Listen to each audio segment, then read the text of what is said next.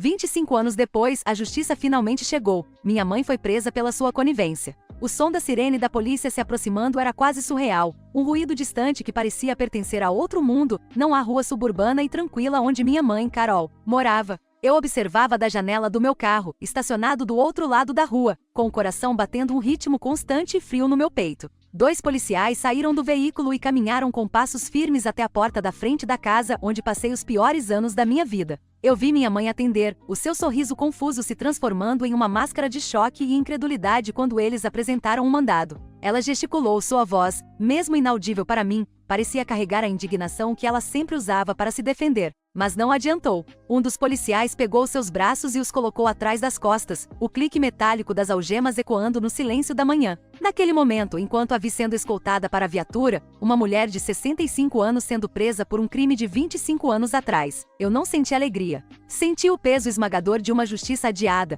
um capítulo sombrio que eu mesma forcei a ser escrito para que pudesse finalmente terminar o livro. Meu nome é Amanda, e essa jornada começou quando eu tinha apenas 8 anos. Minha mãe, Carol, casou-se com Mark quando eu tinha 7 anos. Para o mundo exterior, éramos a imagem de uma nova família feliz. Mark era charmoso, um homem que sabia como encantar as pessoas com um sorriso e uma piada. Ele me trazia presentes, me levava para tomar sorvete e no início, parecia o pai que eu nunca tive. Minha mãe estava radiante, cega pela felicidade de ter encontrado um novo amor após anos de solidão. Essa fachada perfeita, no entanto, escondia uma escuridão que logo me consumiria. O abuso não começou de forma abrupta. Começou com toques que duravam um pouco demais, com comentários disfarçados de elogios que me deixavam desconfortável e confusa. Eu não entendia exatamente o que estava acontecendo, mas sabia que era errado. O meu instinto infantil gritava que algo estava terrivelmente fora do lugar. A primeira vez que tentei contar à minha mãe, estávamos na cozinha. Eu tinha 9 anos e o medo fazia meu estômago revirar. Com a voz trêmula, disse a ela que não gostava de como Mark me abraçava quando estávamos sozinhos, que ele me tocava de maneiras que me assustavam.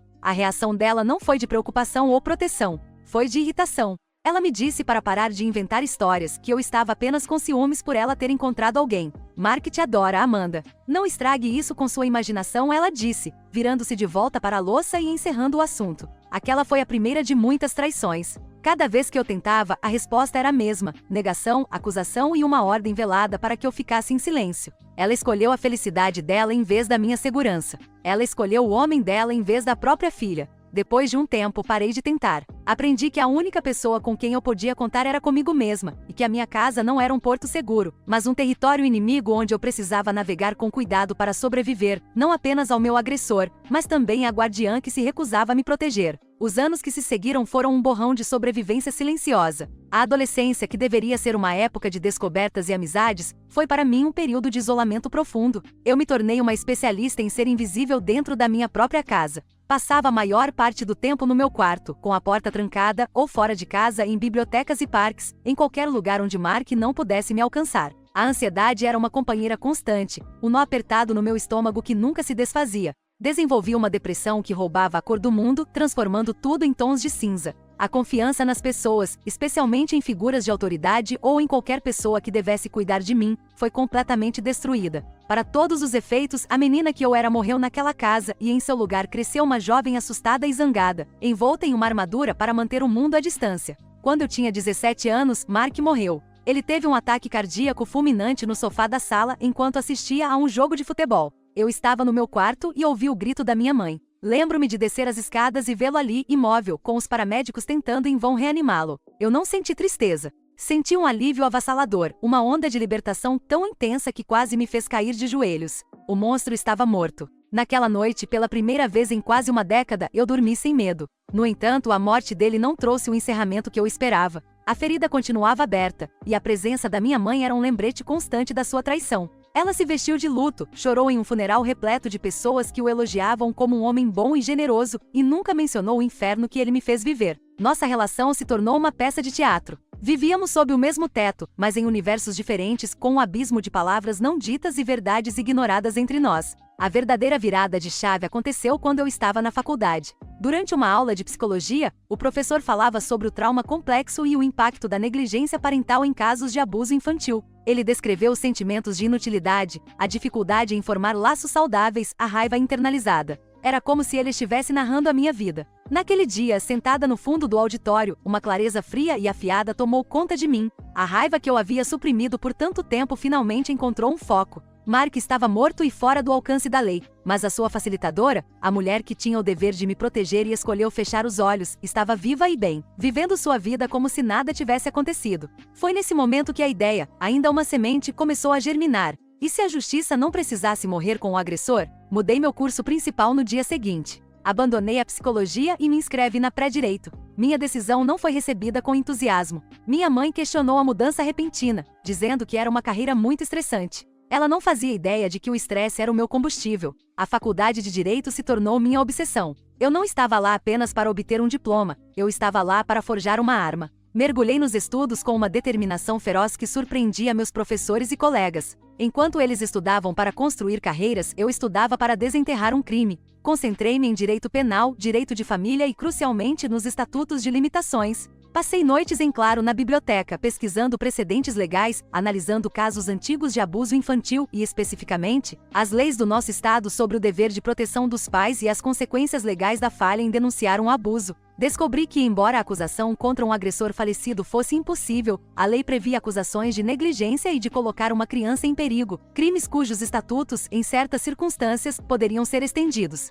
Eu estava construindo meu caso, peça por peça, ano após ano, com a paciência de uma caçadora esperando o momento certo para agir. Depois de me formar na faculdade de Direito e passar no exame da ordem, comecei a trabalhar em um escritório de advocacia respeitável. Para o mundo, eu era apenas mais uma advogada júnior ambiciosa, construindo minha carreira. Ninguém sabia que nas minhas noites e fins de semana, eu operava uma investigação paralela e profundamente pessoal. A primeira etapa era a mais dolorosa, mergulhar nas minhas próprias memórias e procurar por qualquer vestígio de prova física que pudesse ter sobrevivido ao tempo. Voltei à casa da minha infância, com a desculpa de que precisava pegar algumas caixas antigas que haviam ficado no sótão. Minha mãe, alheia a tudo, me recebeu com a mesma cordialidade superficial de sempre. Enquanto ela preparava um chá na cozinha, subi as escadas com o coração acelerado. No sótão empoeirado, encontrei um baú velho com meus pertences de criança. Dentro dele, embaixo de cadernos escolares e brinquedos quebrados, estava o que eu procurava: um diário. Eu mal me lembrava de tê-lo, mas lá estava ele, um pequeno caderno com uma capa de unicórnio. As páginas estavam amareladas, e a minha caligrafia infantil era quase ilegível, mas as palavras eram claras. Eram relatos curtos e assustados sobre o segredo ruim com Mark, sobre como eu não gostava dos jogos dele, e o mais importante, anotações sobre as vezes em que contei para a mamãe e ela ficou brava. Era a minha própria voz do passado, uma testemunha que não podia ser silenciada. Com o diário em mãos, passei para a fase seguinte: corroborar a minha história com fontes externas, por mais tênues que fossem. Comecei a rastrear pessoas do meu passado, uma tarefa delicada que exigia sutileza. O primeiro foi o Sr. Harris, nosso vizinho na época. Ele era um viúvo aposentado que passava a maior parte do tempo cuidando do seu jardim. Eu o encontrei em uma casa de repouso a 1 hora de distância. No início ele não se lembrava muito, mas quando comecei a fazer perguntas específicas sobre a minha família, sua memória se aguçou. Ele se lembrou de como eu era uma criança feliz que de repente ficou quieta. Lembrou-se de ter ouvido discussões acaloradas entre minha mãe e Mark, e de uma ocasião específica em que me viu chorando no balanço do quintal e, quando perguntou o que havia de errado, fui chamada para dentro por minha mãe de forma ríspida. Ele concordou em fornecer uma declaração juramentada sobre suas observações. Em seguida, procurei por uma tia distante, irmã do meu pai biológico, que havia perdido o contato conosco depois que minha mãe se casou novamente. Eu a encontrei morando em outro estado. Durante uma longa e difícil chamada de vídeo, ela confessou que sempre teve um mau pressentimento sobre Mark. Ela se lembrou de uma festa de família em que o viu sendo excessivamente afetuoso comigo e que, quando mencionou isso casualmente para minha mãe, Carol a acusou de ser invejosa e a cortou de sua vida pouco tempo depois. A validação dela, mesmo que indireta, foi como um bálsamo para minha alma ferida. Ela também concordou em testemunhar. O passo mais crucial foi a pesquisa nos arquivos da minha antiga escola primária. Eu não esperava encontrar muita coisa, mas sabia que precisava esgotar todas as possibilidades. Após uma solicitação formal, consegui acesso aos meus registros. Neles encontrei um padrão claro. Minhas notas, que eram excelentes, caíram drasticamente no ano em que o abuso começou. Havia também vários registros da enfermeira da escola sobre minhas visitas frequentes, queixando-me de dores de estômago e de cabeça, sintomas clássicos de estresse em crianças.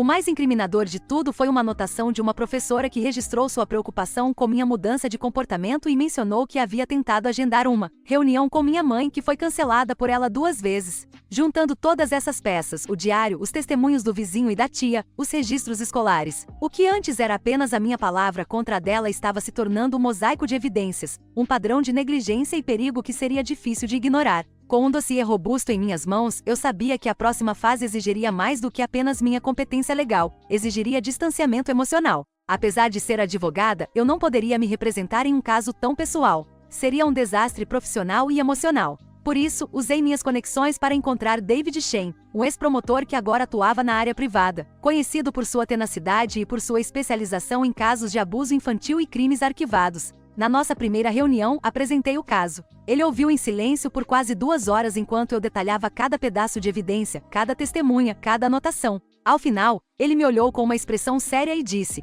"Este é um dos casos mais bem preparados por uma vítima que eu já vi. Vai ser uma batalha árdua, Amanda, mas é uma batalha que podemos lutar. Ter um profissional do calibre dele ao meu lado me deu a força de que eu precisava para o passo seguinte, o mais difícil de todos. Marquei um encontro com minha mãe em um café neutro. Ela chegou sorrindo, acreditando que era apenas um dos nossos raros encontros. Por um momento, a visão daquela mulher, envelhecendo, com rugas suaves ao redor dos olhos, quase me fez vacilar. Mas então me lembrei da criança assustada que ela se recusou a ver. Eu não estava ali para gritar ou acusar. Eu estava ali para uma última oferta de paz, uma última chance para a verdade. Depois que pedimos nossos cafés, olhei diretamente para ela e disse, com a voz mais calma que consegui reunir: "Mãe, eu preciso falar sobre o Mark. Sobre o que ele fez comigo quando eu era criança." A mudança em sua expressão foi instantânea. O sorriso desapareceu, substituído por uma máscara de frieza defensiva. "Eu não sei do que você está falando", ela respondeu, o tom de voz cortante. Eu continuei, mencionando as vezes em que tentei lhe contar o medo que eu sentia.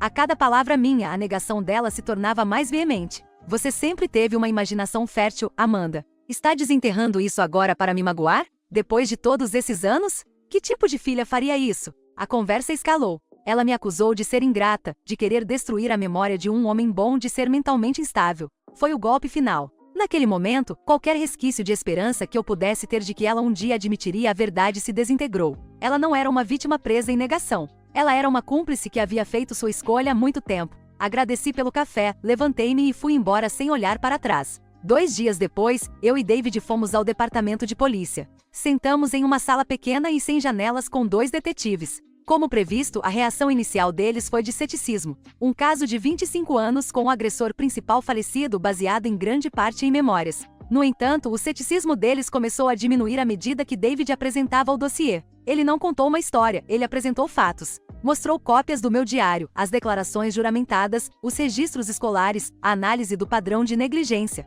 Ele citou os estatutos legais específicos do nosso estado sobre o crime de colocar uma criança em perigo, explicando como, em casos de abuso, o relógio do estatuto de limitações só começa a contar a partir do momento em que o crime é relatado. Os detetives, impressionados com a organização e a profundidade da nossa preparação, concordaram em abrir uma investigação formal. A investigação levou meses, mas com o nosso dossiê como guia, eles confirmaram nossas descobertas e entrevistaram as testemunhas. Finalmente, o caso foi apresentado à promotoria. O promotor distrital, convencido pela força das evidências corroborativas, concordou em apresentar acusações formais contra Carol Peterson, minha mãe, por um crime de 1º grau de perigo infantil. A máquina da justiça, lenta e enferrujada, havia finalmente começado a girar. A prisão da minha mãe foi o gatilho que detonou a nossa família. A notícia se espalhou como fogo, primeiro entre os parentes e depois na comunidade local. De repente, a vida privada e dolorosa que eu mantive trancada por décadas estava exposta. A família se dividiu em facções. Alguns tios e primos me ligaram, chamando-me de monstro por fazer aquilo com uma senhora idosa.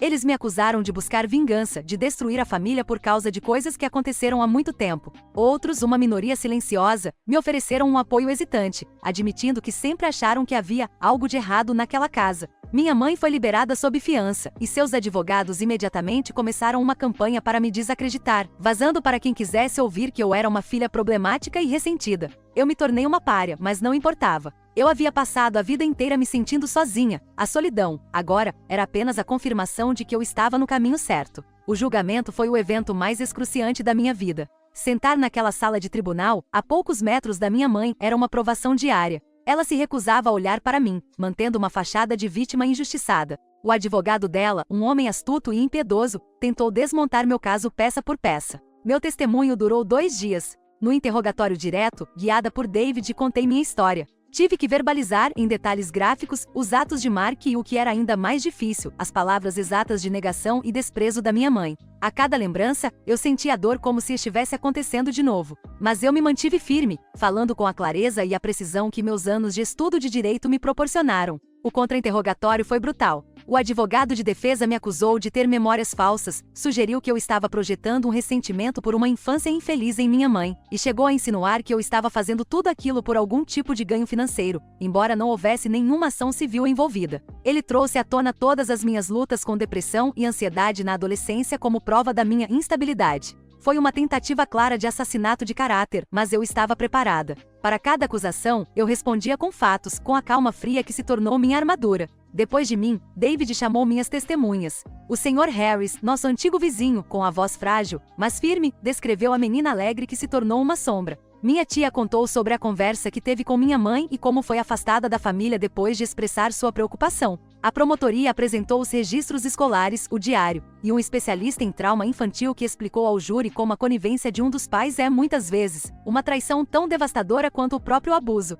Quando chegou a hora do veredito, a sala do tribunal estava em um silêncio pesado. O júri ficou deliberando por 8 horas. Cada minuto daquela espera foi uma agonia. Quando eles finalmente retornaram, eu não conseguia respirar. O porta-voz do júri se levantou, desdobrou um pedaço de papel e, sem olhar para minha mãe, leu a palavra que eu esperei 25 anos para ouvir: culpada. Um suspiro coletivo percorreu o tribunal. Ao meu lado, David colocou uma mão firme no meu ombro. Eu não chorei. Senti um tremor percorrer meu corpo, uma liberação de uma tensão que eu carregava desde a infância. Olhei para a mesa da defesa e vi minha mãe desabar em sua cadeira, o rosto pálido em choque absoluto. Ela realmente acreditava que iria se safar. Na sentença, algumas semanas depois, o juiz falou longamente sobre a violação sagrada da confiança entre pais e filhos. Levando em conta a idade de Carol e sua falta de antecedentes criminais, ele a sentenciou a 5 anos de prisão, com possibilidade de liberdade condicional após 3. Não era uma sentença longa, mas não era disso que eu precisava. O que eu precisava era do reconhecimento legal da sua culpa. O que eu precisava era que o sistema, a sociedade, finalmente dissesse em voz alta: o que aconteceu com você foi errado, e a pessoa que deveria tê-la protegido falhou. E naquele dia, eles disseram. Passaram-se 4 anos desde o dia em que minha mãe foi sentenciada. Ela cumpriu 2 anos e meio de sua pena e foi libertada em liberdade condicional. Pelo que soube através de um primo distante, ela agora vive em uma pequena cidade a centenas de quilômetros de distância, uma sombra de quem já foi. A altivez e a negação foram corroídas pelo tempo e pela vergonha. Nunca mais nos falamos. O julgamento traçou uma linha permanente na areia, e a família permaneceu dividida. Eu perdi parentes, mas ganhei a mim mesma de volta, e a troca foi mais do que justa. O veredito não foi uma cura mágica. As cicatrizes da minha infância não desapareceram quando o martelo do juiz bateu. O que o veredito me deu foi algo talvez mais importante: permissão para me curar. A validação pública do meu sofrimento e da culpa dela me libertou do fardo de carregar a verdade sozinha. Pela primeira vez, eu não precisava mais lutar para ser ouvida. Eu fui ouvida. Com essa paz, mergulhei de cabeça na terapia, desfazendo os nós de raiva e dor que estavam amarrados dentro de mim há décadas. Aprendi a confiar novamente, a construir relacionamentos saudáveis e a encontrar alegria nas pequenas coisas, algo que minha depressão juvenil nunca havia permitido. Minha carreira também tomou um novo rumo. A notoriedade do meu caso me transformou involuntariamente em uma voz para os sem voz. Outros advogados começaram a me procurar para consultoria em casos complexos de abuso infantil. Percebi que a arma que forjei para minha própria batalha poderia servir para proteger outros. Comecei a aceitar casos pro bono, representando crianças e adultos sobreviventes de abuso, guiando-os através do labirinto legal que eu conhecia tão bem. Minha reputação cresceu, e hoje sou considerada uma das referências em direito de proteção à criança no nosso estado. Há cerca de 1 ano fui convidada a me tornar embaixadora da Project Sanctuary, uma organização não governamental que oferece apoio legal, terapêutico e abrigo para crianças que foram removidas de lares abusivos. Agora, além de lutar nos tribunais, eu falo em conferências, ajudo a arrecadar fundos e, o mais importante, sento-me com crianças que me lembram da menina assustada que eu fui. Eu lhes digo o que eu precisava ouvir naquela época: eu acredito em você. Não é sua culpa. E você não está sozinho. A justiça, eu aprendi, não é apenas sobre punição. É sobre restauração. Ao forçar o sistema a reconhecer o crime da minha mãe, eu não apenas a responsabilizei, mas também recuperei minha própria história. Não sou mais definida pelo silêncio dela ou pelo crime de Mark. Sou definida pela minha resiliência, pela minha voz e pela minha dedicação em garantir que nenhuma outra criança tenha que esperar 25 anos para que a justiça comece.